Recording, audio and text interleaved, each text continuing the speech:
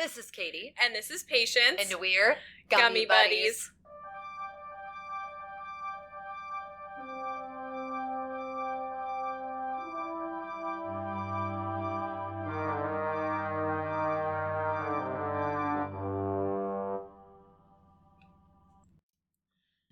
We have a lot to catch up on, people. I don't know when the last time we recorded was. It was 2 weeks ago. It doesn't.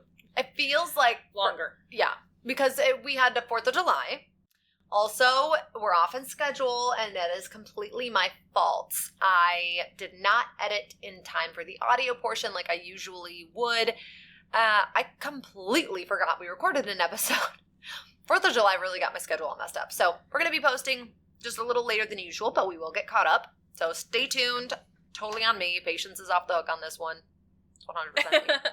So, yeah, 4th of July. What did you do for the 4th? I know you were very excited to be... I worked. Yay! I worked. That's all Patience does anymore. It's a problem. I did have like an hour break, and I slept in my car, and I could see all the fireworks from like everywhere. So that was cool. Ooh. That was cool. I had some cool like injuries that came in and stuff, but... Oh, yeah, I didn't ask you if there were any, like, really good injuries. The only one that I had was someone got hit in the face with one, like in his eye. Ouch. Oh, yeah. Poor eye. So, girl, whatever. Owie. Mm-hmm. And then one chick was, like, not even close to her fireworks. Like, these fireworks, like, she was really far. Mm-hmm. Like, sliced her arm open. What the heck? We had to, like, put a tourniquet on and everything. Yowza. Yeah.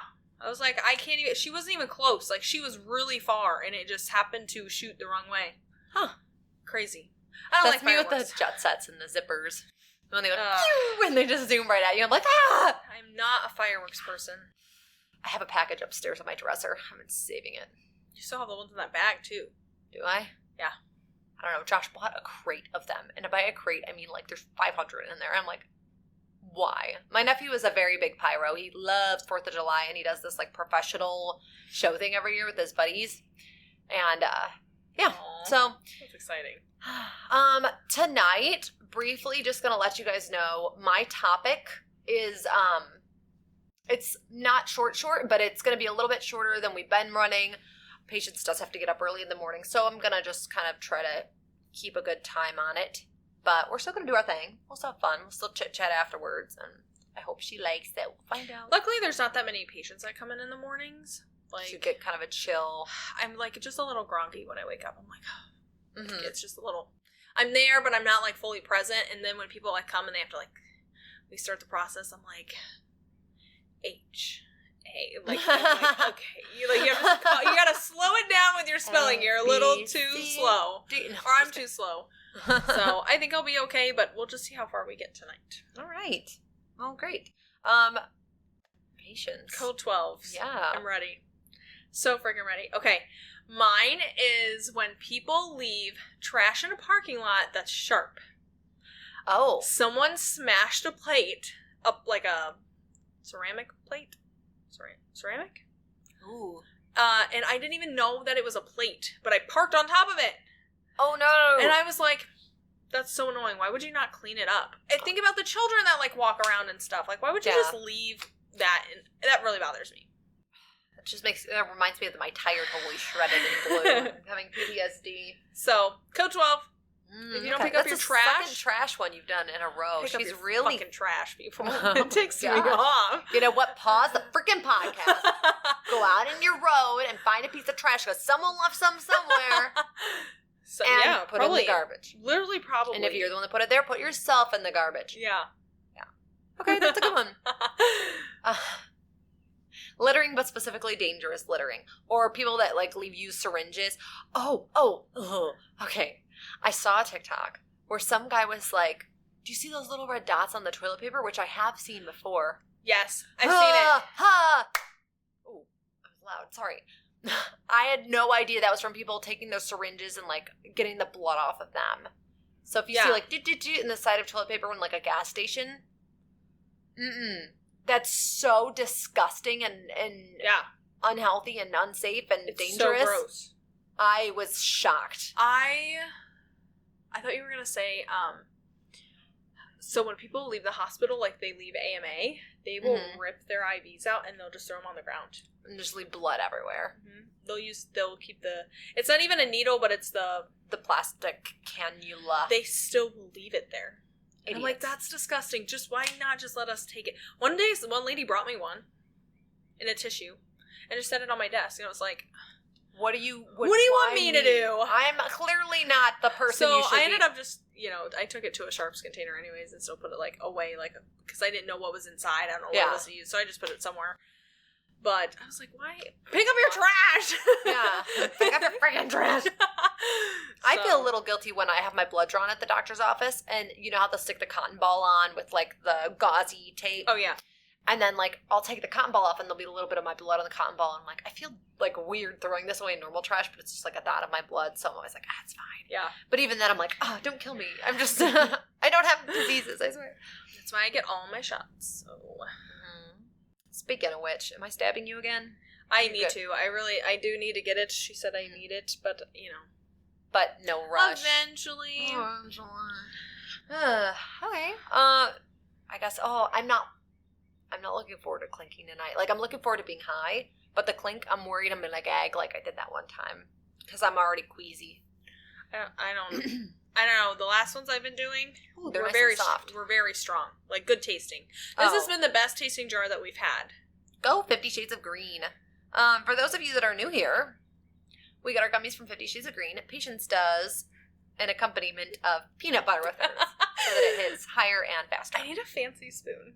I should yes, oh my gosh, let's get you a freaking cute spoon. Or it could be our new thrift thing, like where we find a cute spoon for you. I love that. I actually really like that idea. I do too.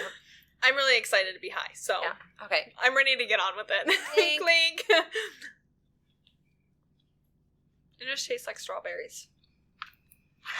But I am going to do peanut butter. And I also have to do previously. Would you like some gummies?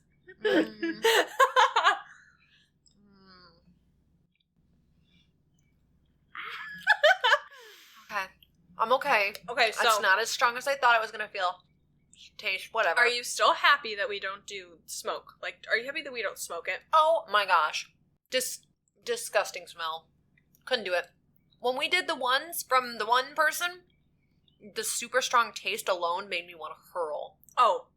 I know what you're talking about. I can barely handle it when it's a faint taste, let alone a smell that just surrounds us. I don't want to smell like a skunk. I don't get it. I mean, and I respect people that smoke. Yeah. It's fine. Like, do your thing. But at least try to, like, get some good air freshener or something, because not everyone is used to that smell, and not everybody likes that smell. Like, okay, so they have those little bubble tents that people do, where they have, like, a little high... I want one! I know, it'd be so cool. What if that were our podcast Oh, booth? I'd totally do it. The problem is there's no sound barrier at all in there. You're right. It's usually the eye roll I get when she has to admit that I'm right about something. It's true. But I can't imagine how the inside of those bubbles smells. Like, I'm sure they have an air purifier or something that they run. But, you know how, like, when people vape, it creates that... Film. I bet it does it with smoking. I don't know. Remember Tyler's car? Ugh. How gross We is won't that talk about my ex-boyfriend and his vaping habits. He would go through, like, an entire bottle of vape fluid in 1 week. It was insane. Sorry. Pecans? A little bit off. Okay. With pecans once already, guys. We'll see. What if we have a record of pecans moments? I wonder what the most we've ever done in one night is. I don't know. Okay, so it's my topic tonight, so Patience is going to go ahead and do the honors of my favorite segment. And she's also going to take a drink of water, which is wonderful. I feel better now the peanut butter's down. Okay.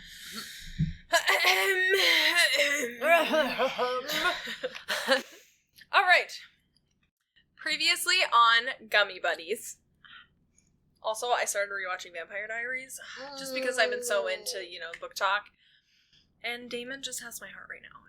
I know. It just gets to me. So I live in, like, a fantasy world of daydreaming about Damon while I'm at work, like, all the time. I love it. Okay, question 1. Name of the Greek lady with the cool name. Katie was right. Dominita Lapita. Dominita Lapita, you my woman. We'll never forget about her. Freaking love her. 2. These, we're going to make Katie guess and see if she's right, because she's pretty smart, so I think she'll know. Oh, thank you. You're welcome. Question 1. Is there a difference between masculine and feminine fingerprints? Okay, I have a hypothesis. Okay. Okay. I like the hypothesis because it is like a really like in-depth answer. Okay. There's 2 factors that I'm considering. I feel like the ridges are probably more raised and a little bit thicker for a man's fingerprints due to the amount of oils they would secrete being more than a woman's in general. So I feel like there's a chance that I don't know if there's a way to test like hormones on the oils of the fingerprints and find that out. So that's a theory. But also I didn't know if like only women had loops. There's loops and whorls. And I didn't know if maybe like there was a gender that only had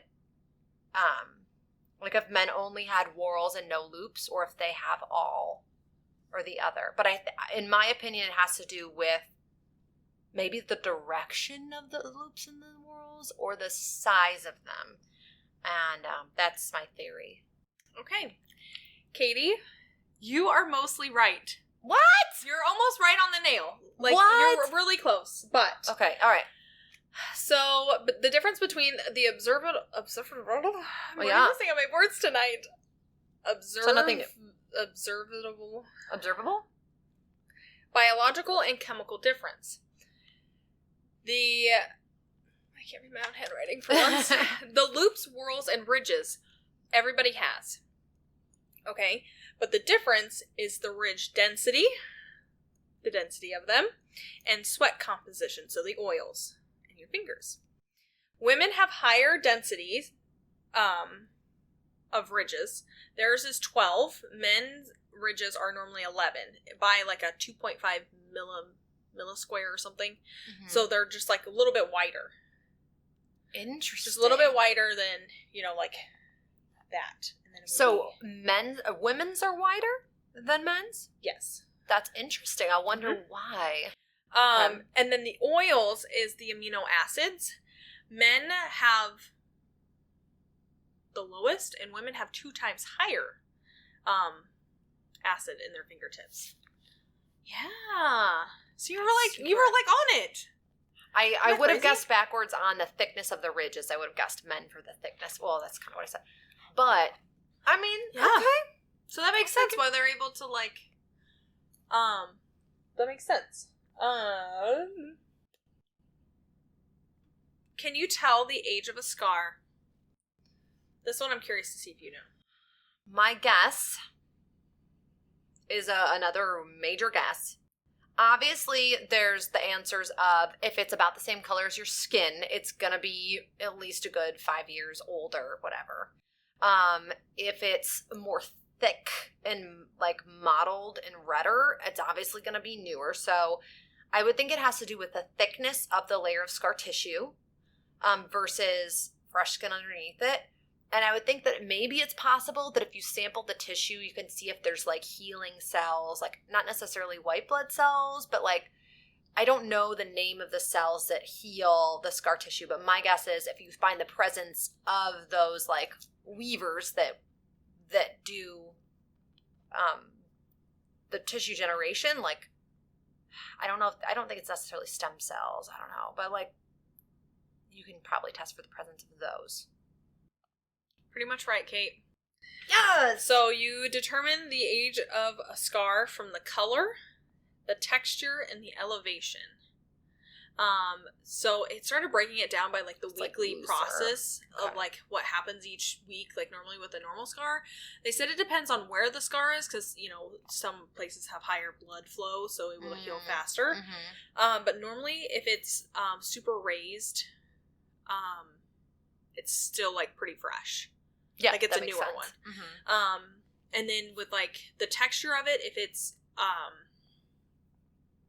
want to say soft, mm-hmm. If it's more soft, yeah, a looser. Yeah, Because I keep on playing with my C-section scar. Because the harder the texture is, the more scar tissue that's built underneath it. And the color, if it's obviously more red and brighter, then it's new because it's the inflammation that's inside of it. But that is that. And this is that. And that is the end of Previously on Gummy Buddies. Oh, I don't want it to end. I am going to hand you the notebook, though. I will take it graciously. Good job. Thanks. I knew you were smart. I knew you were gonna get them. At least be in like the ballpark of it. The fingerprint one, I don't think I would have like gotten close to, because I didn't think about the ridges in your tips. Yeah, that's so like specific, very specific. All right, I guess that means it's time for my topic to start. I flipped to one page of my book. Time is a construct. Tis. I am going to click.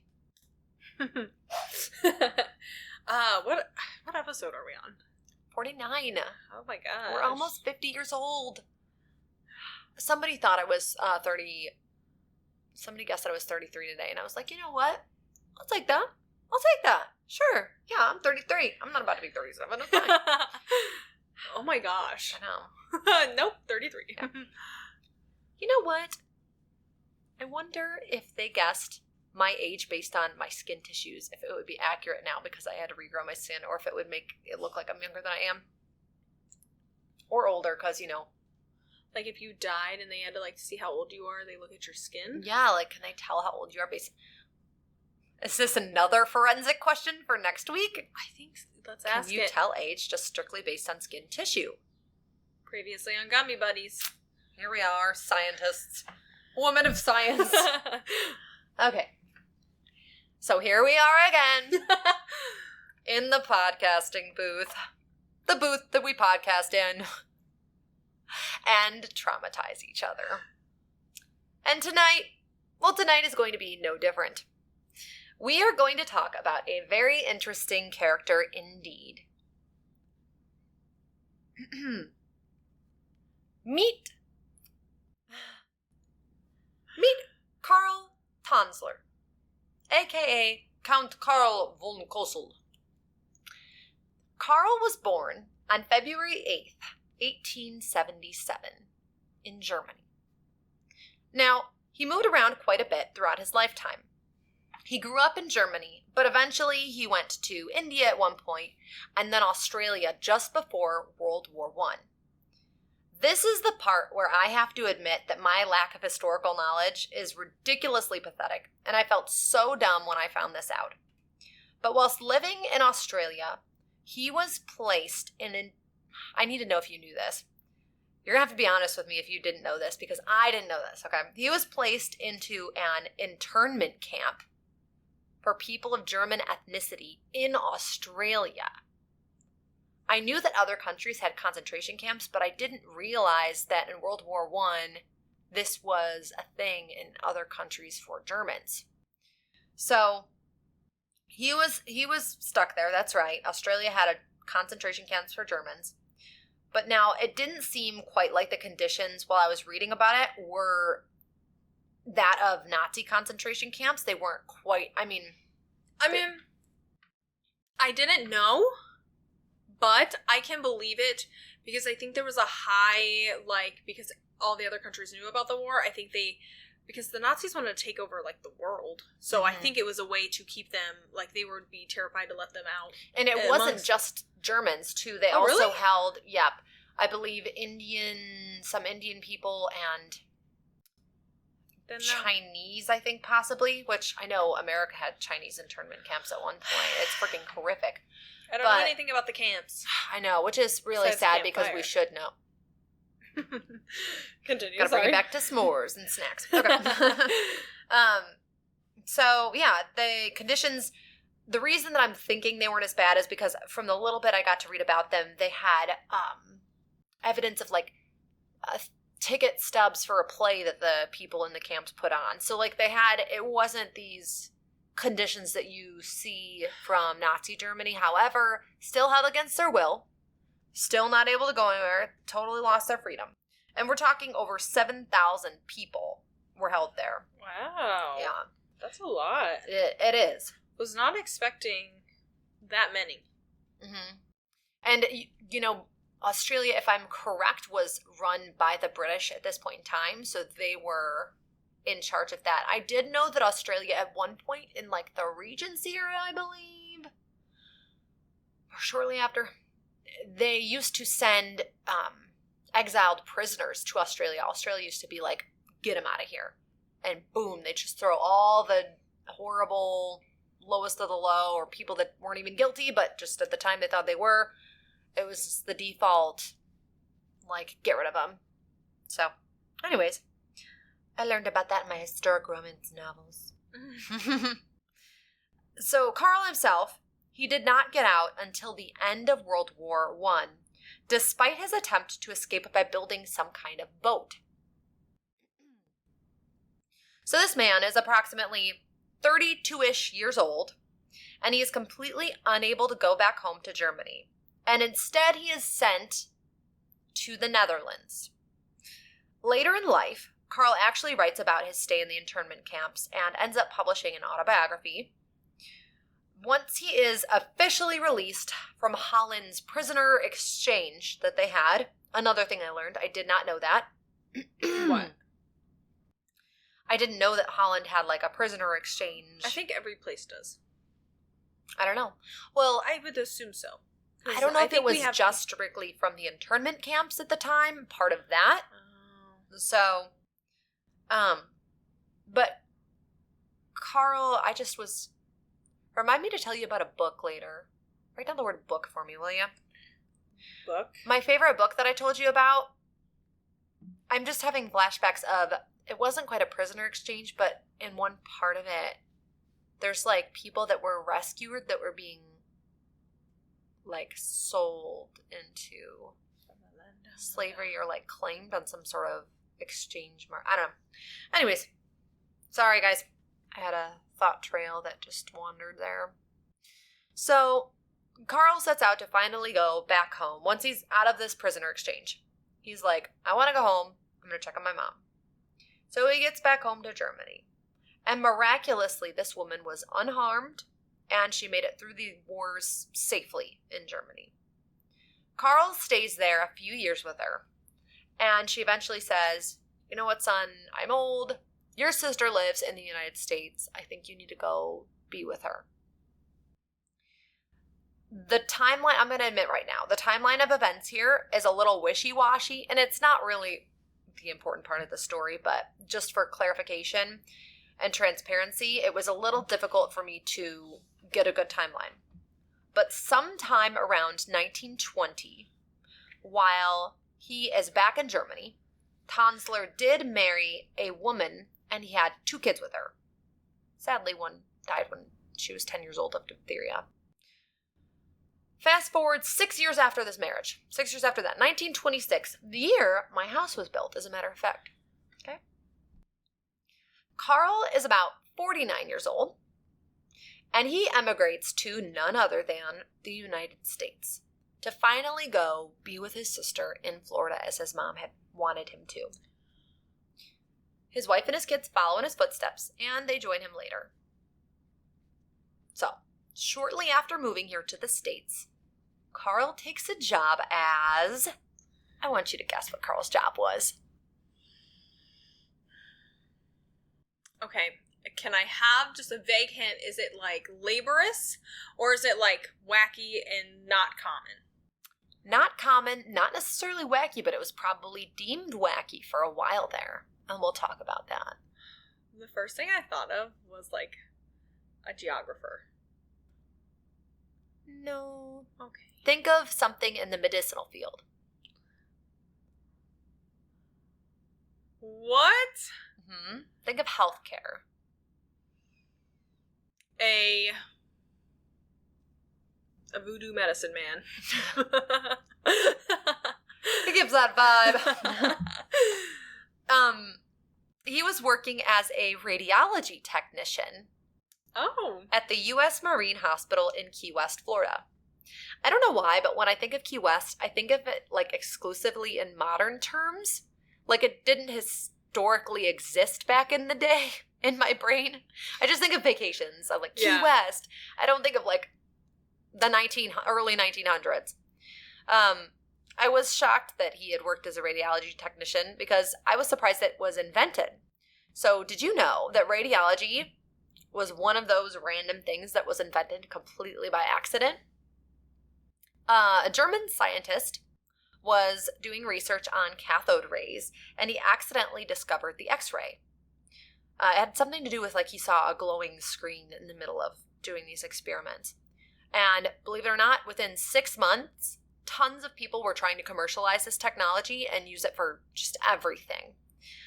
By the 1910s and 20s, most doctors' offices had them as a commonplace tool.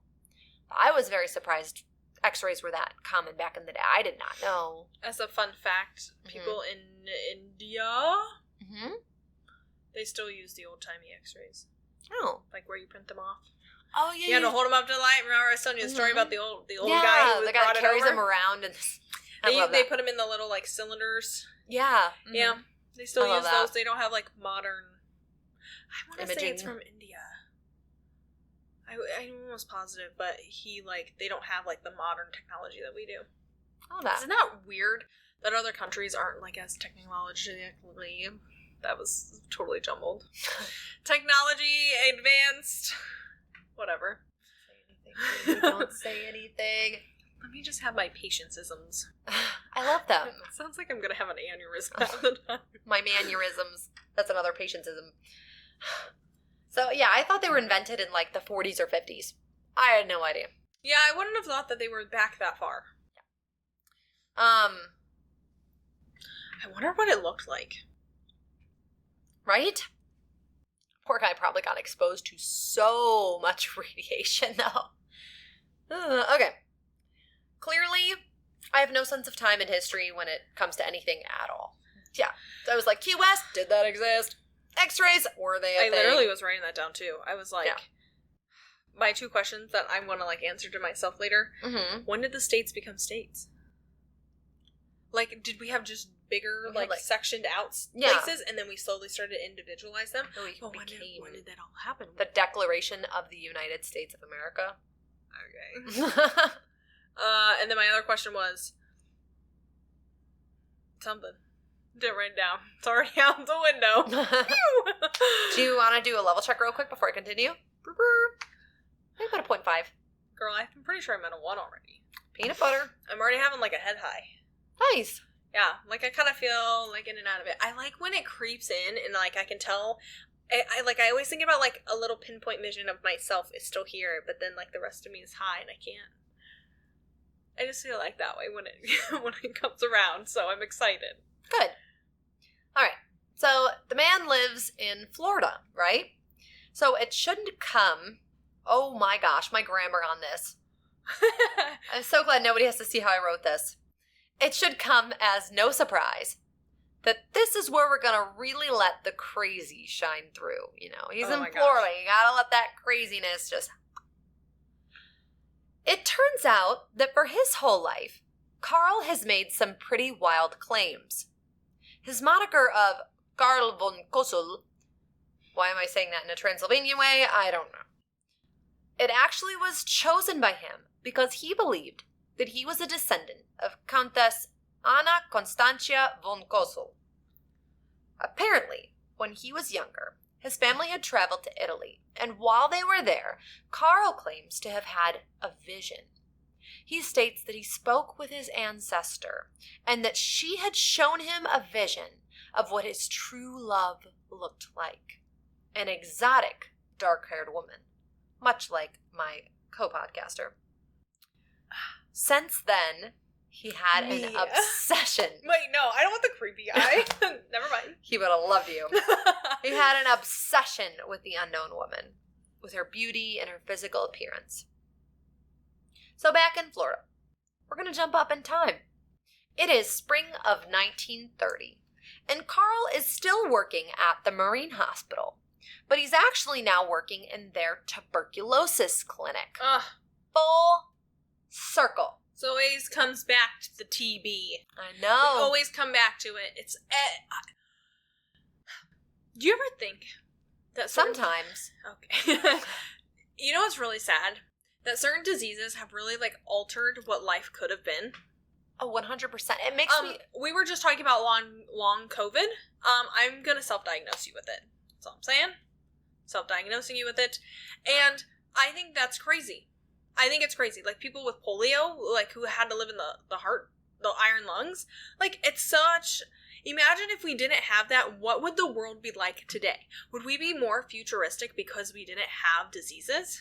Or would we still be, like, back in time? Yeah, how much did it set us back from an evolutionary standpoint, you mean? Yeah. That's a great question. Like, what good people that would have invented amazing things died from something as stupid as the Spanish flu or whatever? Yeah. Isn't that crazy? That's why it kills me when I think of, like... I have goosebumps talking about it. I know. It's so sad. And it just... The plague, you know, easily preventable by... I knew the antibiotic for the Black Plague. You did. You've said it before on a podcast, Kate. Have I? You have, because we talked about the Plague Island that I wanted to go to. And you still can't go there today because it's still there. Isn't that crazy? Okay. Anyways. Sorry, we're talking about... No, I love it. I love it. Off on a trail. Now, that would be a good episode, is just the Black Plague in general and things about that. File that away, Katie. I know the one plague we can't talk about. The dancing plague, because we both know about it. Oh, no. Oh. Another one. We'll talk about it later. Yeah. Plague this earth. I'm sorry, any guys that are listening. Kind of sorry. All right. So, the tuberculosis clinic. Okay. He's working on it. He's a radiology technician. A woman walks in. Oh, my God. With her very, very sick daughter. Oh. And wouldn't you know, 53-year-old Carl Tanzler finally sees her. Was he still married at this time? Yep. Oh, my God. Men. Okay. The woman of his dreams. The one he has waited for his whole life. It was meant to be. And Carl becomes absolutely obsessed. And not in a sexy way. With her. You guys, she'll put a picture of this man up there. He's creepy. Look at this face. Look at them glasses. This is special. Okay. He looks like what a mad scientist would look like without the goggles on. Yes. Yeah. Oh my God, hold on. Have you seen Hotel Transylvania? He looks like the guy in the wheelchair. No, wait, he makes me think of A Nightmare Before Christmas, the little doctor guy. That guy that makes the Oogie, that has Sally. Yeah, but he's bald. Carl's bald. Look at it again. I thought he had a little bit of white hair. He's like the guy with the jacket, with the lab coat. That, creepy. works on Sally. Okay. Super creepy. All right. So this woman. This is what she looks like. And he's right. Gorgeous. Oh, absolutely I kind of forgot stunning. this was during the flappies. The flappies. The flappers. If people call them the flappies, I am so happy. That's so cute. Her name. This is the daughter. No, but it is something fun like that. I'm going to have to attempt to pronounce this without sounding like a complete imbecile. Her name was Maria Elena Milagro de Hoyos. Or Elena for short. Maria Milagro. Maria Elena Milagro de Hoyos. Wouldn't have gotten that. Fun fact. Elena was the first name that I chose when I did Spanish in high school. I think we might have touched on this at one point, where in Spanish class where I grew up, you got to pick a new name. I had one, but I don't remember what it was. I barely did do that? I was going to ask you if they did that in Ohio. I barely paid attention in Spanish. That's why I failed ¿Por qué? I can't even respond to you. I remember every day I used to go into Spanish class and our teacher would stand there and she talks to you in Spanish and she would ask how you are for the day and I would just be like mal. Hola clase, ¿cómo están? Mal. And I would always say it like that white. Mal. Because I was like, I don't know. I love it. You said you were going to learn too. Or I could just say bien y tú. That was about it. And then I was like, yeah, I never paid attention to that class. My name after that in my second year of Spanish was Ava. I purposefully picked things that didn't have an R in them because I didn't like rolling my R's. That's going to be fun to edit. I wonder what those look like on the... It kind of sounds like you're purring. I can't see the sound waves. I'll have to expand them later. I think that's the nerdiest thing I've ever done on the podcast.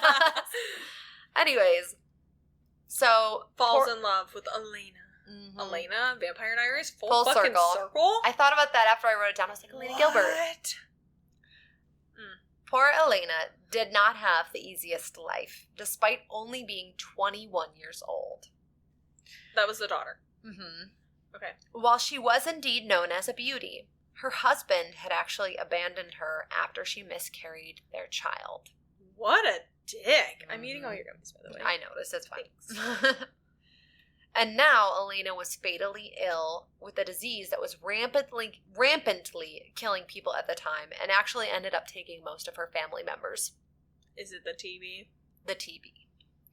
Of course, Carl jumped in, white knight that he is, with every piece of care.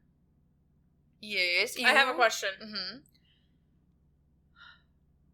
TB? Yes. Where did it come from? Where did it go? Cotton Eye Joe. like COVID, you know how like they say it came from like a bat? Did like tuberculosis come from a specific thing? Did it originate from a weird source like that? Great question. Or was it like plant Did it always just kind of... Like, could it be plant driven? I'm thinking like spores somewhere because it affects the lungs, so I'm thinking of...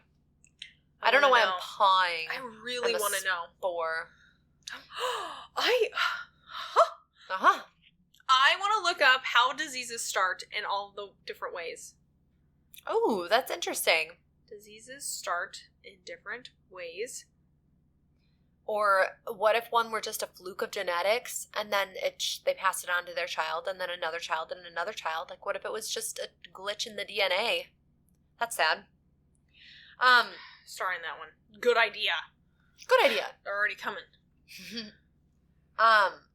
So Carl's freaking out. He's like, my love, I need to do whatever I can to save you. Oh. And even though he's just a humble radiology technician, he just throws everything, all of his money. Yes, he's still married, no kids. He doesn't care. That's neither here nor there for Carl's life. How old is he at this point? He is 53. Okay. His kids would have to be in their 20s, 22 years older. Double her life. Over double her life. 22. Nope. 32 years older than her. 32 years older than her. No. I know this was more common at the time, but no. Stupid Carl. So he's got all his money towards her. He's trying all these different treatments, all these different cures. And supposedly, he, like, declared his love for her despite he had a wife. He still was like, I love you. You're my everything.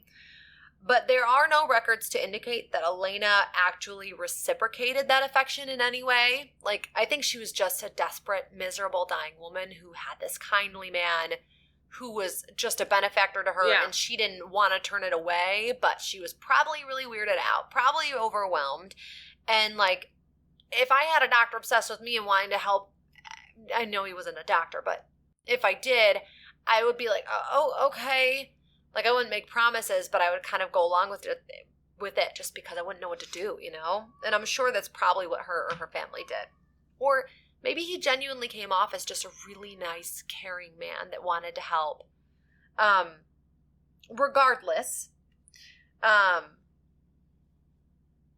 despite all of her family and Carl's efforts, Elena did indeed succumb to tuberculosis, TB, on October 25th in 1931 at just 22 years old. She barely lasted the year and a half in the tuberculosis clinic's care.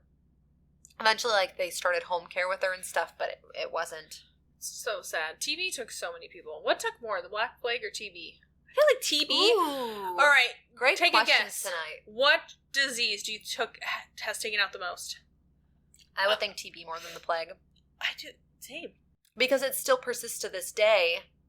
and still kills people, even though it's preventable and curable to whatever extent. I agree with you. Every time I know I've probably brought this up on the podcast before. I don't know if I've gone into it. Every time we talk about it, I am very seriously reminded of how grateful I am that I was born in the time period, because I did have TB. She could be dead right now, guys. She could be dead. I could be dead. I didn't have it, like, officially, but I tested positive enough for the exposure. So, like, you get your skin test when you're young, right? You're in grade school. You get a little, like, jab of some sort of whatever. And then if it has a no reaction, you're negative. And if it has a red circle around it, depending on the diameter of the reaction, that's how they measure your level. That's how they measure if it's a positive or a negative TB test. And I tested positive. So I remember very vividly my dad taking me, and again, I apologize if this is a duplicate story, but I found it fascinating at the time, so I think it's interesting to share. I remember very vividly my dad having to take me to the Mayo Clinic in our area, and they did a chest x-ray to see how much it was growing in my chest. They made me take, like, these horse pills. I mean, these huge I was 4th grade. I had to take these huge honking pills for, I want to say, between 1 and 3 months. And it's just every day. I had to make sure to take it. Take the pill, take the pill, take the pill. And then I had to go back in for checks at the Mayo Clinic like 2 or 3 times for them to verify that it was dormant in my body, that it was officially killed off, and that it still was, they said this. They said, basically, like, it's sleeping in there never to reappear again, but that I am, like, because I was exposed to it, like, I do carry it still somehow. So, like, if I ever got a TB test again, I would have a really big bad reaction. Question. Shake your right arm. My bingo arms. You had like a mosquito fly on you. Oh, great. Yeah, I didn't want you to get bit. Oh, well, thank you. Okay. If you came in contact with someone with TB again, what would happen? Oh, I think I'm, like, immune now because it already exists in me, so I think I'd be fine. But would it make it grow? Would it make it become undormant? I don't think like, so. Would the live or, like, current one, like, come in and, like, creep and wake it up? I mean, I'm sure I wouldn't have a great reaction, but I think I wouldn't. I don't think it can be, like, activated. My dumb brain was like, let's test this theory. And I'm like, yeah. No. Let's say we did. I've already recently had horrible rashes. I don't even want to think. What if that's why it's... What if? Write it down! Or, what if, like... Dude, what is the reaction to TB? Like, what are, like, the super severe cases? Like, can your skin do anything? You know, I don't think it causes skin rashes. I think the only reason it does a skin rash in the TB test is because they're subcutaneously inserted right in your very thin dermal cells. So, like, I think it's to do that to not risk, like, putting it in your blood and, like, messing with that. I think it's just to, like, give your body the tiniest I want to know what the reactions look like if you got a TB test now. I want to know what it looks like. I don't even want to think about Google at lunch. At lunch. Snack time. TB reaction. At lunchtime. I love that. And speaking of lunch, I was craving Bosco sticks the other day. You know, it's so funny. It's the fact that we're learning something all the time that I feel like we're kind of in school. Yeah, like, that was a total pecans. It was. I was getting ready to do it. I also just spat. You're welcome. You want to do a level check? Yeah, let's do a level check and then we'll continue. We're not, like, right at the... We're, like, maybe a little more than halfway through. We're doing good. Okay. I think I'm a 2. I think I'm a 4. Everything's just really funny already. I love it. All right. So, Carl's obsession did not end with Elena's death. Oh my god, don't tell me this is going to be like a corpse mutilation story. He paid for a fancy above-ground mausoleum for her to be buried in. Yes. You know how earlier you were like, is this, you might have heard of this story, is this the real life, she's like mimicked as, is it Snow White? She's like mimicked as Snow White. I know what you're talking about. There's a story where they're like, oh, it's like the Snow White of the age. What? Continue. I want to know more. This is not the same person that you're thinking of, I don't think, but you're in the right track. Okay.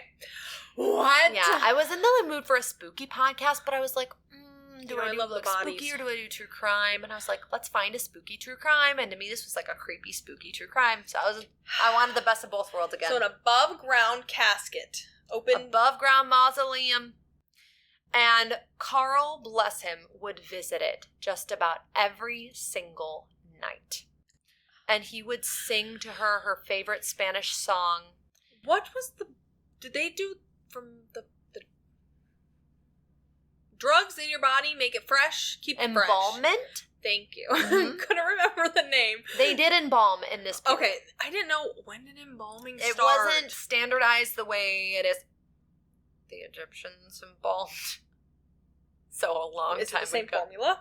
Like the Krabby Patty formula? I think we're different. We don't use the jars anymore. I can tell you the canopic jars are a no-go for most people. The Krabby Patty formula. That's what the secret recipe of the Krabby Patty formula is. The contents of canopic jars. Okay. How fun would that be if we could paint our own canopic jars? I mean, how different is that from people planning their own funeral? Their own funeral, you know? Okay. Well, I was thinking about a fun idea. We could dress you mean like a craft? No, that's offensive. Right? You know, we're just not going to touch that one. King and Tut. Okay, continue. So he would go and visit Elena. I have this song stuck in my head of King Tut. He wasn't from Miami. I can remember it. It's an inside You watched it with Sarah, right? Yeah. I'm not even kidding you. I felt really, crazy for a second. I actually felt like Sarah was putting that thought in there. Yeah. I love this. It's great. So Carl would visit her, which is so sweet, every night and sing to her. And he claimed that she visited him while he sat beside her grave. So he had visions of her. And this continued on. And he's still freaking married. Yeah. This I want to know if the wife knew. Do you think she did? I think so. I think she had to have. Because, I mean, if you're spending that much time there, she'd be like, where are you going every single day? I think maybe she didn't suspect it first, but then after a while, I don't know. You know, honestly, who knows? Maybe she didn't know, but, you know, for your husband to be obsessed with this image of this beautiful woman, and the crazy's gotta show. Like, if the crazy's there, it's gonna show in one way or the other. You're right. Take a guess how long this continued, where he'd visit her every night and sing to her. Until he died. And in a way, yes. He did this for a time frame? Mm-hmm, without any change in his traditions there with 10 years. He continued on with the singing and visiting her until about, actually, 2 years later. So, every year, every day, 2 years. Well, Carl, that's a great question. He's sitting there one night, and Carl gets it in his head that he has to liberate Elena from her tomb. He has a vision of her and says that she was begging him to take her body out of there and take her home. She wanted free. She wanted out. He saw it. He knew that's what she wanted. Shh. So Carl got a toy wagon, and that is what he did. He took Elena out of there. Mind you, don't forget that I said 2 years later. Patience is going to go look at bodies 2 years after there. I actually am. I want to know what they look like. Was she squishy? How did she feel? I just want to go down to the university and touch the dead bodies. That's all I want to do. We're going to talk about some stuff you're going to love. I love the dead bodies. Bring it around town. Bring the corpse around town. You go to a touch tank, but it's actually for dead people. I would so go. That's the most morbid idea I've ever heard of, and that's kind of what we do for Halloween parties, with the fake eyeballs. But why can't we, can't it be just a learning experience? You really missed your career opportunities here, girl. Really did. Really okay. did. So, this next paragraph that I am going to say, I'm going to quote directly from Le Wikipedia. Because it's too gruesome. Fancy websites. Le Wikipedia. I did have to have it translated to read it. Oh! But it was in Spanish. Espanol. It was too gruesome. And it was too detailed, and I decided I'm not going to paraphrase it. I'm just going to read it. Yes! So, yeah, bring on the gruesomeness. Lay it on me. I'm going to go nice and slow for you so you can really enjoy the gore. I'm going to ISS. I'm already in an ISS mood. Bring it. Tanzler attached the corpse's bones with piano wire and fitted the face with glass eyes. As the skin of the corpse decomposed, Tanzler replaced it with silk cloth soaked in wax and plaster of Paris.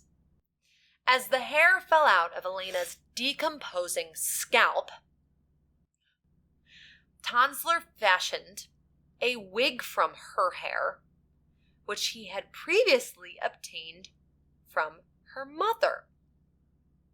Tanzler filled the corpse's abdominal and chest cavity with rags to keep the original form. Because, your body, depresses in. Dressed Elena's remains in stockings, jewelry, and gloves, and he kept the body in his bed. Tanzler also used copious amounts of perfume, disinfectants, and preserving agents to mask the odor and forestall the effects of the corpse's decomposition. Yes, I will show you a picture of poor Elena's corpse. This is a woman, a real person that we are. I'm so excited! Oh, I'm so excited! So, for those of you who don't want to see it, look away. Okay, We'll tell you when it's safe. Freaking excited. Yes, my favorite. Again, bring on the dead bodies. This is an actual image of Elena. Okay, is it only sideways? Also, he did not an impressive job with her hair. If I were her, I would have been mad. So, that was indeed her body. And, I don't know. It's wild to me, the disrespect and maltreatment of corpses. How sick do you have to be? Do you have another one other than this? There's a couple others, but they're not. That was the clearest that showed the most of her that I saw. So I want to know, does the top of what he used, is it kind of like when wax dries? It's sheen. Yeah, there's a sheen to it because it's hardened kind of. But when I think about touch, do you think it would be the texture of the candle? Like wax when it melts? Probably. He did soft use wax. And smooth? Mm-hmm. Because she almost looks porcelain, but it's not. Mm-hmm. But then, I want to know about the lips. Those aren't her real lips. My assumption is he painted the lips. Oh. You think he painted this? Who else was helping him? He'd be like, I need you to paint this statue. I need a painter. Oh my gosh, that reminds me of the story. I don't know if it's true or not, but did you ever see the creepypasta or urban legend or whatever about the bridal shop in Mexico, I believe it is, that the guy's daughter died on her wedding day or the day before her wedding day, and so he put her he had her corpse preserved and he used her as a mannequin in his shop, and it was a thing. I swear it was a real story. Previously on Gummy Buddies. I think still nowadays there's some place in South America where they still do the corpses are still out and about. Oh, full circle. Remember we did all this on our death tour. We should have called it that. I can't remember what we called it, but that was genius what you just said. I had my moments. Okay. So this was 2 years after she died. He moved the body, right? We're going to fast forward again. Okay. 7 years later. Okay. Let that sink in for a second. Okay. 7 years with this corpse. Okay, I can take a guess the stench was awful. I can guess that she had to have parts of her would have, crumbled and decayed because of the buildup inside of the wax. So it had to have smelled disgusting. Continue. Sorry, I'm interrupting. Disgusting. No, this is what I want. I wanted you to picture the rot and which is so sad because this was a poor girl that just died at a young. Like, it's so freaking sad for her and for her family, and it makes me so. Wait till you hear. I just had a morbid thought, and I should not be in that realm. I was like, well, we all kind of they kind of just melt away in the casket. I mean, at least it's at good use. And I was like, at least she was preserved. And I think morbid. That's kind of what Carl's thinking was on it. But dang, now I'm crazy. Thinking like a crazy. So 7 years later, Elena's sister had heard a rumor that Carl was secretly sleeping with her body in his bedroom. How did something like that get out to where she comes back to it? That's also crazy. When you think about it, 7 years is an awfully long time for nobody to suspect anything or have... maybe it was just a random delivery boy, a random carpenter that did something in his house. The wife went crazy and she's like... She goes to a insane asylum. She just starts talking about this guy that she knows that sleeps with a dead body. It would drive me crazy if my freaking husband was sleeping with a corpse and would rather sleep with a corpse than me. How big of a self-esteem hit would that be? I didn't think about that. Poor Doris. Ooh. Okay. So the sister shows up at his house and she's like, I've heard stories that you've got my sister in your house, and I want to see her. You have her here, don't you? Don't you? Don't you? And he admits to her, and she finds out. Yep, I've got her.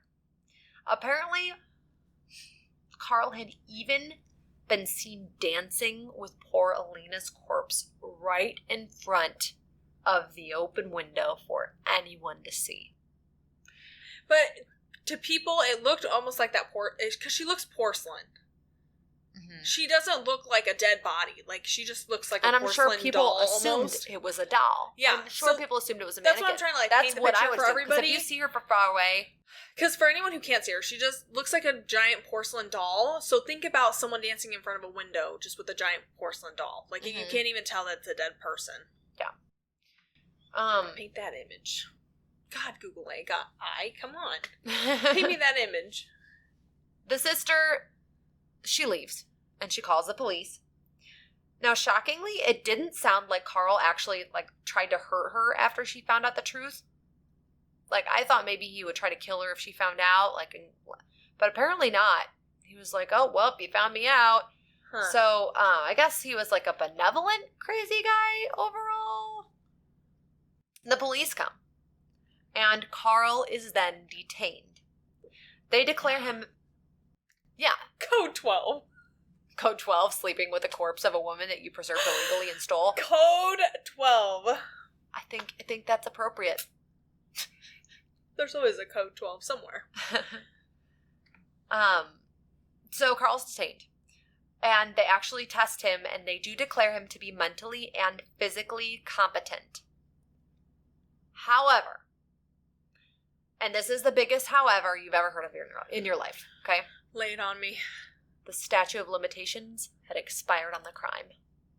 They could not charge Carl for this woman's body he stole because it was too long ago. What? He completely got away with it. Carl was released. He left and somehow still has her body. What? Preserves it in wax then. And it is then displayed in a new public funeral that had over 6,000 people. What? Please tell me that this What is did so her today. family do about that? That's what I want to know. Yeah. Was her family happy to see her and oh, she actually looks nice. I'm glad she looks... Or were they this... I would be so mad. I would be livid at the disrespect, the theft, I don't know, I would just be, ooh. Yeah. That ticks me off. Grossest of all. Oh, God. No. Don't tell me he was, like, trying to have sex with it. Are claims by some autopsy specialists that he had added a... I don't like where this is quote, going. vaginal tube in to have sex with her corpse. These claims were not 100% verified. However, there was like an HBO special that did say... I'm on the wagon that he did. That was a thing. I bet. Come on. I mean, he's obsessed with her. He's... Can you be obsessed with somebody without sexual tension? Yes, because children like are innocently obsessed with things, and like certain people with mental disabilities, they'll be obsessed with a certain thing that's totally innocent too. But like a person. Yeah. What if he was like that? What if it wasn't sexual? It sounds like there was a high probability that this story, though never depicted in pictures that we can see, is likely. Elena's body afterwards ended up being actually dismembered and buried in an unmarked plot so that nobody would mess with her again, so she could just rest in peace. I don't know if the dismembering was to fit her in one of the small plots, like one of the potter's graves, full circle. But she was dismantled. I think part of it had to have been them trying to take out all these articles of preservation that like if he stuffed rags in her and stuff, like maybe they were just trying to hone her down just to her natural body and get rid of what Carl had done. I don't really know. So how did they get the body? My assumption is he gave it up after this public funeral. He just was like, okay, we'll let her rest now, whatever. I don't know. Oh, okay. So so years later, he put her on display. Yeah, there's this public funeral. A lot of people, 6,000 people came. Mm-hmm. Got it. Okay, continue. So, her burial plaque is now in a museum, like pieces of it are in a museum somewhere, but she is buried. We don't know where she's buried, out of respect for her and her family. So no one else ever messes with her again, Shockingly, Tanzler's wife supported him throughout his later years after this happened. After this all came out, I guess she stepped in to either live with him or help him out. But Carl never stopped loving Elena. One more direct quote here. And this is going to be wrapping it up, okay?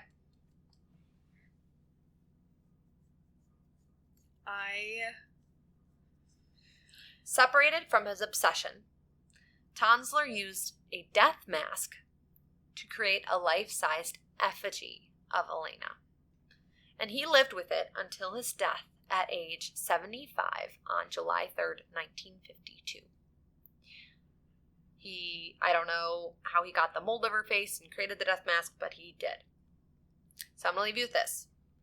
In 1982, 30 years after Carl's death, and just 7 years before I was born.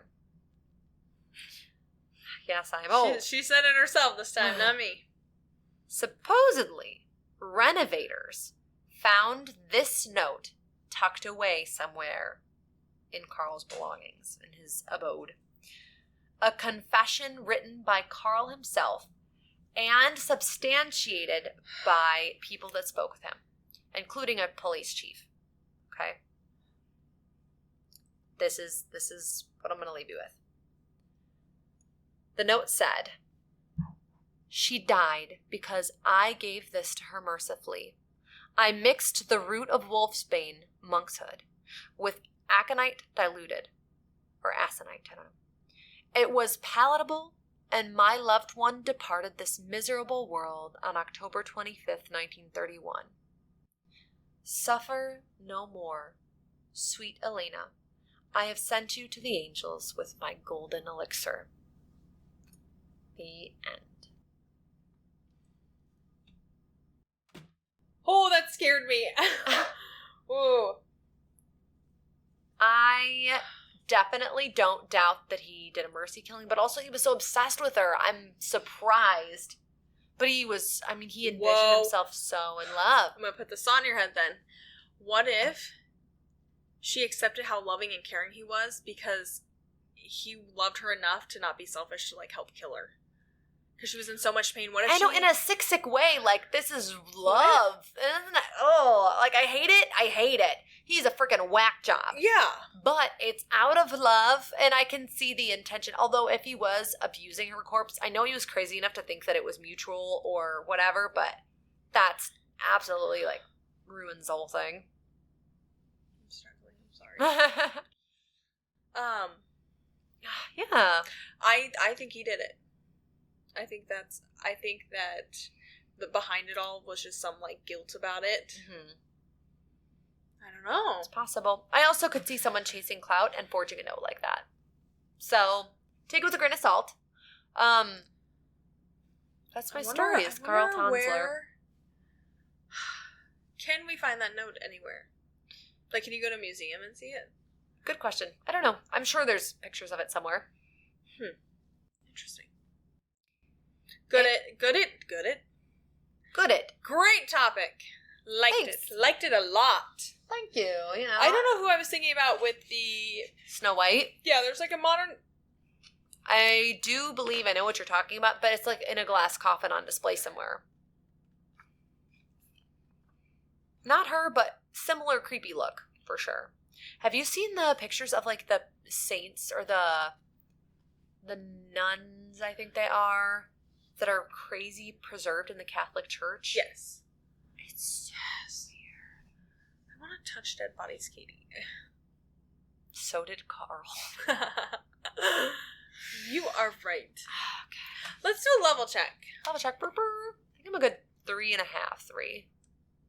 She's like, I rebuke that energy. Get out of my booth. I'm definitely in a 7-8. Girl, I'm hungry. I'm jealous. I want to go get food. You want to go lunch? Should we sit together at the table at lunchtime? Should we us being in high school together? I am telling you, you should do the peanut butter method. I'm telling you, every time you say that, it sounds like a sex birth control. The peanut butter method. That's all I'm saying.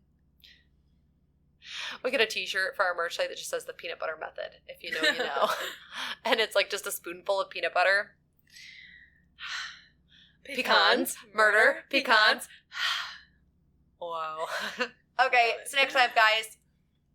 You're the conductor. Hi, we're back from snack time. I was about to say, who's the conductor, girl? So let's level check. Let's level check. Okay, I thought you were the conductor until just now. I keep coming in and out of it, so I don't know. I don't know, it's nice. I feel like we're getting on similar levels, though, because the snacks are snacking. They're starting to work for me. We had a good time. We had a really good time. We were crying at one point with how much. And our stomachs hurt. We were laughing. I think I'm a level 7. That's it? Yeah. I have to be almost. I think I'm floating up to an 8, though. I think I'm a 9? Because when I get to... I'm peaking at 9, 10. Carl. I'm peaking at 10. So, because I'm coming in and out of it, Kate. So, I want to consider me the conductor. Nice. Okay. I'm happy with that. I like conducting. Sometimes a girl wants to conduct. And we want to apologize. Katie's first half of the video going missing. Might not even be working right now. You might just be looking at Patience's beautiful face all night. We'll see. Pre-apologizing. We're a little bit of a walking catastrophe. So tonight's topic was so good. Loved it. I am glad. But it also kind of reminded me, I don't know why, of The Mummy. And when I started thinking about The Mummy, I started thinking about Brendan Fraser. Brendan Fraser? Brendan, yes. Mm-hmm. In The Mummy, I think he was like one of my first crushes. And Evelyn too. Oh my gosh, yes. But he is such a good actor. Both phenomenally good-looking people. Very cool. I'm really excited they're bringing them back for the new Mummy. Yeah. You know what? And it's so sad that her man didn't look like that. Or the creepy guy that we were talking about. Too bad he wasn't good-looking. You're talking about my Gary. topic? Yeah.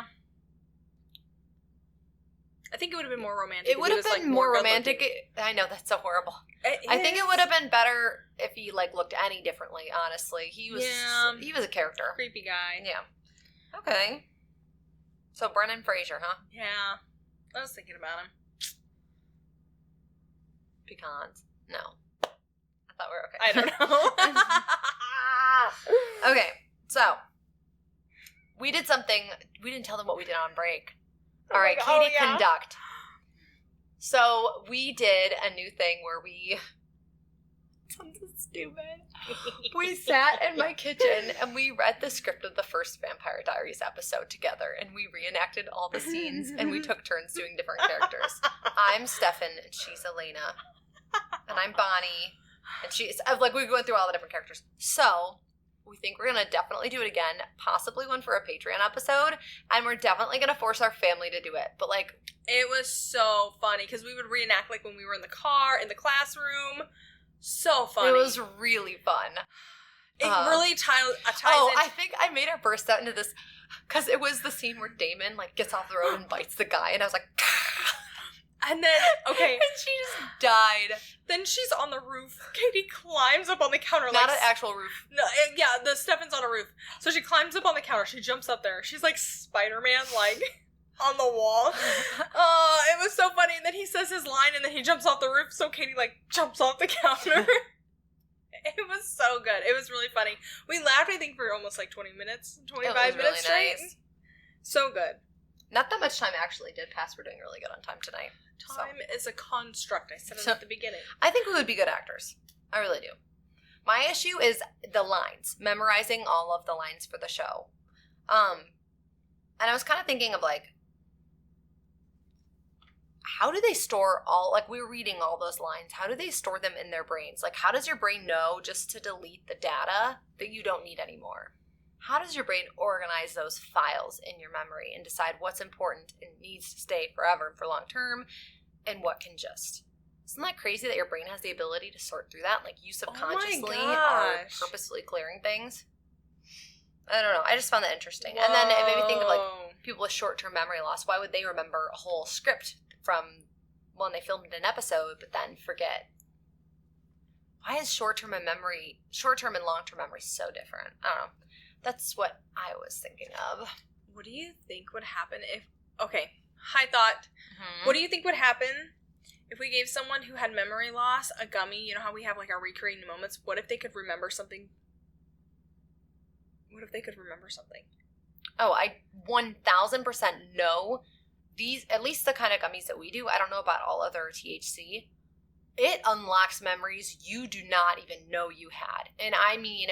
full-blown, vivid, remember something that you never ever thought of in a million years. Is that test trial? Do you think there's, like, a test trial of people who have memory loss taking certain things to get them? I know there are for, like, psilocybins they've done it for, and I'm sure they've done it for THC. They had to have.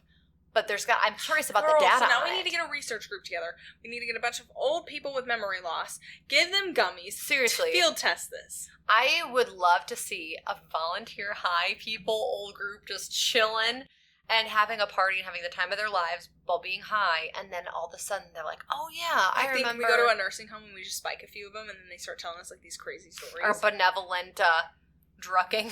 Oh my gosh, Kate. That is a wild image, though. That's nuts. All right, if you and I get older, we'll open up a nursing home, and we'll be like, okay, it's a stoner nursing home. But they have to be these gummies. Yeah, or something similar. Yeah. It makes me wonder if the leaves do that, though. Like, if it's the way this one's made, or if others have the same memory unlocking potential. But you know what else? Sorry. Thanks. I know that you like to click your pen. Someone else who has done our gummies, they don't have the same effects that we do when they take it. Isn't that weird? What if you and I are the only ones who can memory unlock because of how it makes us feel? Because of our special magical powers, because we're witches. What if? Yeah. Because we've had 2 people take our gummies. 3. And they don't feel the same exact way, and it's crazy. Mm-hmm. Very different reactions, actually. We had someone say it, they didn't think it affected them at all. Yeah. And then we had someone say it absolutely made them way too freaking high and they knocked out. And then we've had somebody else take them, and he was just like, eh. Like, he was marginally high. Isn't that crazy? Sorry. Yeah. Makes me wonder if it's something in our, like, blood or why we process that differently. Yeah. So. Hi. Hi. We're high. Oh my gosh, and then in the Vampire Diaries episode, he was like, she's like, stoned? Is this stoner talk? And me and Katie are like high as heck. Oh, yeah. And we're like, stoned? And we're like, And Patience is I like, had to like yeah, grab you are. her face, and I was like, we're so fucking high. Oh, I forgot about that. Oh, that's so funny. Pecans, murder, pecans, That's funny. so funny. Oh. That's okay. I still think it counts. I still think it counts. Because when do we ever say that? That was a long phrase. That wasn't even like a word. We said like 3 things that were the same. Yeah, I'm getting higher, so I think I'm on a level 8, so I'm kind of like, ooh. Okay, so memory loss. Memory loss. All right, Dory Finding Nemo. Katie knew I was going to bring it up. I knew. I was like... But I had a really high thought. What if we create new species because fish have memory loss and they go to different like reefs far, far away? Like cross. Oh, like what if their memory loss makes them forget home and it causes new... What if their memory loss, then they like think they're another fish? Memory. Do fish They think they're a shark. They're just like total... Do you like think some crazy fish have old memory person loss? that thinks they're a dog. I don't think so, right? Because do they have a brain? Yeah. I don't. It's gone. Long gone. That's what I was thinking, though. Do you think they swim to other places if they have memory loss? I mean, they must. Or their bodies instinctually can tell that the environment they're around is safer, and therefore they don't want to risk the move. Usually the only reason animals are instinctually moving is because of migration and survival instincts with that. Migration. So unless the fish naturally migrate, which some do, as we learned in Finding Nemo. We should reenact Finding Nemo. Fun. Okay. Sorry. Yeah. No. I thought, okay. I don't know why I went that way with it, but. So, speaking of things being wrong with your brain. I cannot believe you came up with the idea of doing a touch tank for human decomposing corpses. That's right, me first. And I got to thinking, like, you know how you're obsessed with the way they look and everything? Mm-hmm. I think you would make a really cool makeup artist for, like, TV shows for, like, horror or, like, zombie shows. Like, what if for The Walking Dead you were a makeup artist that had to make them look like zombies? I think you'd be into it because you like all the gross I would try to make it so stuff. realistic. Yeah. I think you'd like that. Oh, gosh, you're so...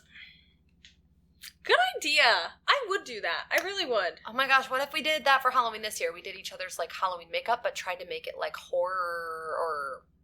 We should do it for special effects. The Halloween episode. Mm-hmm. Because we did... What were we last year? The mermaids. Mm-hmm. We should... Yes, horror. Horror faces. Special effects to make each of us scary. Okay. For sure. That's so funny. So, when I actually talked about The Walking Dead today. Oh, okay. And you know I haven't even finished it, and... Okay. There's a patient of mine. I'm going to call him John, the standard John Doe. Mm-hmm. Okay. He tells me every single time I see him that he wants to be Zombie Zero.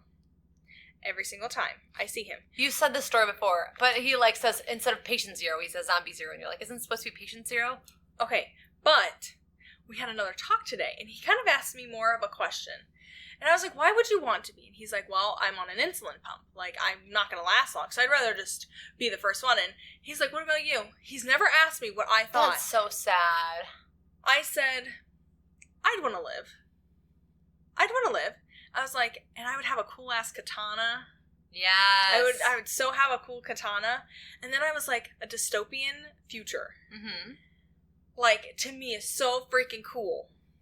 I like the idea of looting and making your own base, and then, like, this is what we talk about when we say in a video game, like, the zombie video games we play, none of them let you, like, house flipper it. Yeah. You know, like, you can improve areas, but you don't get to do it to finite detail. So I was thinking, okay, so I had that conversation with him. Mm-hmm. Next thing you know, it was during my lunch break. I get on TikTok, the first thing that popped up was all the dystopian movies, the old movies, like, Divergent. Pecans. Such a good Pecans. Maze Runner, Hunger Games, all these, it had like all these people, and I was like, my phone's definitely listening, because I never see dystopian stuff on my page. Wow. It was so cool, but totally would live in a dystopian. There was a movie I watched once, it was another one, but it wasn't like a teenage drama, I don't think. It was A World Without Men, and it was like, God. I can't. Yes, please. And so I want to end you with this question. I want to end you. End me? Nobody clip that. Okay. Okay. My question to you is, how long do you think you could go without real sex from a real man? In a dystopian future where there's no men? No, like, I was just thinking about a world without men, and I was like, how long would I last with no sex? For the rest of my life? Would I be, like, could I actually last that long? Not like I'd die, but, like, if you had to abstain, if you had to not have sex, how long would you, like, go before it drive you crazy? I can tell you, a year. I don't know. Kate. That was a good question that I cannot answer because I can't even. Well, the year's not fun, but I don't know. World without men, all of a sudden the women are just horny and cranky all the time, like Cheeky. Oh, well, it's totally going back to the, like, looting zombie game. Mm-hmm. We like State of Decay, but we wish State of Decay had more, like, customizational things to it. Yeah, we love the idea of, like, building the communities. Love the idea of making, like the bases. Like Red Dead. Make it customizable. Mm-hmm. What was the other one that we played? Oh, of zombie games? Yeah. Thong. Banana hammock. I know what you're talking about. I gotta think. We gotta think. Nope, not Red Dead Redemption. And we played like 2 or 3 of them. 4 of them. We whack around with a giant dildo. Yeah. That really bothers me that I can't remember. Previously in Gummy Buddies, if we can't think of it, for sure. Oh my gosh. For some reason, it was like Just Dance, and I was like, that's not it. It bothers me. Not Just Cause. Oh my gosh. That ticks me off. Takes me off that we can't remember. Yeah. Oh, it's ticking me off too. But. Dun, dun, dun. Okay, so we didn't pick toast objects. I didn't. Yeah, I did. Well, you know what? Jenna was making toast in the kitchen on our script. We'll do a Google. I don't think it'll show up on the camera very well, but it's okay. My camera's working anyway. Well, I'll put a picture on it. I'll put a picture on the screen. Okay. For everyone to see what Katie's toast object would be. I'm gonna toast. Here's what my toast object would be. Are you ready? Do you have yours pulled up? Pull up an image of your toast object you would use. I use my phone. I knew that for sure. I think I'm like a 9. Okay. I feel like we're forgetting something. I don't know. My toast is to Damon Salvatore. Yes. To you. Yes. And your what a bad boy character. Got a good actor. Dark. What a good one. Love. Here. Okay. Alright. You can pull up yours. I feel bad for people that want to listen to us and then don't realize how much we talk about Vampire Diaries and then they hate us. Because they're like, they're talking about it, but Dad, I've never even watched the show. So green. I had it North 2 hours ago. Ice Age. Ice Age would be so much fun to read the script on. I'm sorry, Tipper. Are you deflating? My toast. Mm-hmm. Sade freaking Meadows. Sade Meadows. The man that I am obsessed with. It's a good toast object. Thank you for making men have, like, a reality that they could be you. Yeah. Love it. Yes. Does that make sense? If men read it, then they can make this a reality. If you know what I'm saying. Okay. Get I'm talking about the book. Okay, get us out of here. Get us out of here. Podcast stuff. Find us. Gummy Buddies. Oh my god, Katie was the crow. It was so great. And then she, will you take your phone from me? And then she took her bunny as, her bunny journal as the crow and was like making it fly. It was so funny. It was great. Oh, okay. All the things. TikTok, Instagram, kinda. I don't know. Facebook, somewhere. Kinda not. We're slacking. town. I think we're gonna outsource our social media management. Outsource. Yeah, I think we're gonna get someone to help us get some clips out there. Outsource now? We're We have to talk out. about this in our business meeting later. Get us out of here. thank you so much for listening to us and only listening to some of us and not seeing us. And we hope...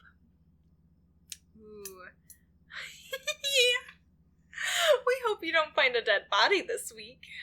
And thank you for being our Gummy Buddies.